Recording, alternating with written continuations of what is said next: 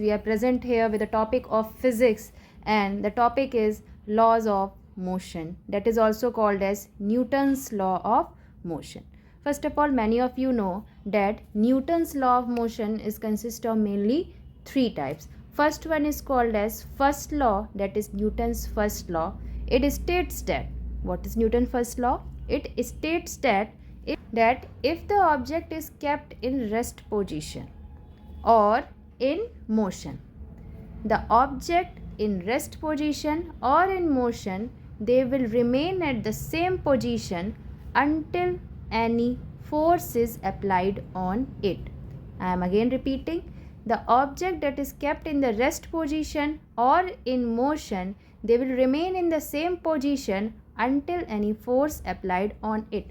अगर कोई एक ऑब्जेक्ट है, वो एक कह सकते हैं रेस्ट पोजीशन पे रखा गया है, स्टेशनरी पोजीशन पे रखा गया है, अब वो ऑब्जेक्ट स्टेशनरी पोजीशन पे तब तक रहेगा, लेकिन तब तक मूवमेंट नहीं करेगा जब तक उसके ऊपर फोर्स अप्लाई ना किया जाए. सेम होता है मूविंग ऑब्जेक्ट के लिए. The moving object, if the object is moving, कोई ऑब्जेक्ट है वो मूव कर रहा है, अब जो ऑब्जेक्ट मूव कर रहा है वो तब तक मूव करता रहेगा जब तक कोई एक्सटर्नल फोर्स उसके ऊपर अप्लाई ना किया जाए.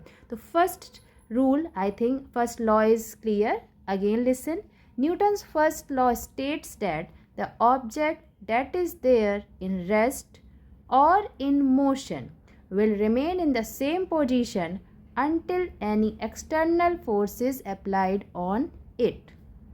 Then coming to the Newton's second law.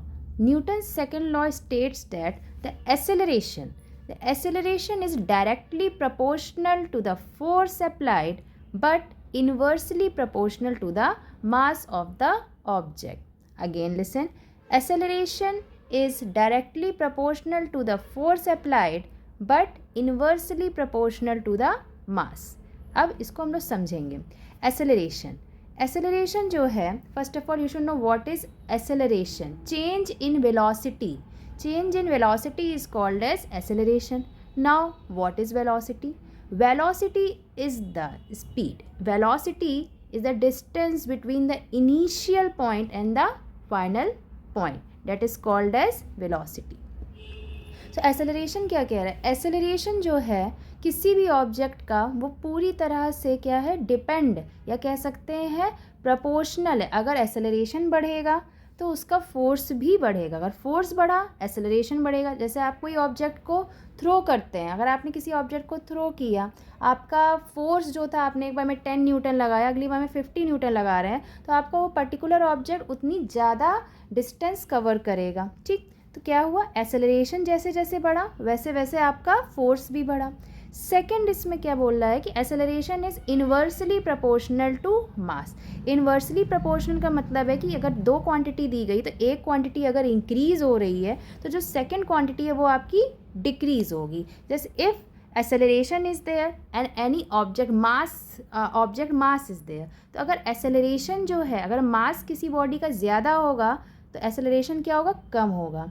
अगर बॉडी का मास कम है तो जो acceleration होगा वो उसका बढ़ेगा. Clear? That is the second law of.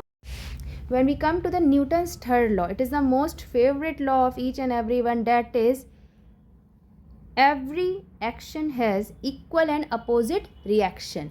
Every action has equal and opposite reaction. जैसा एक्शन होगा, जितने स्पीड में एक्शन होगा, जितने फोर्स के साथ एक्शन होगा, उतनी ही स्पीड उतने ही फोर्स के साथ उसका रिएक्शन भी होगा. Suppose you have taken a ball, एक बॉल को आपने वॉल पे हिट किया, आप जितनी स्पीड से जितना फोर्स अप्लाई करते हो उस बॉल को हिट करेंगे, उतने ही फोर्स और उतनी स्पीड के साथ क्या होगी, वो बैक होगी. The action when you hit the ball on the wall, and what was the reaction when it returned back with the speed.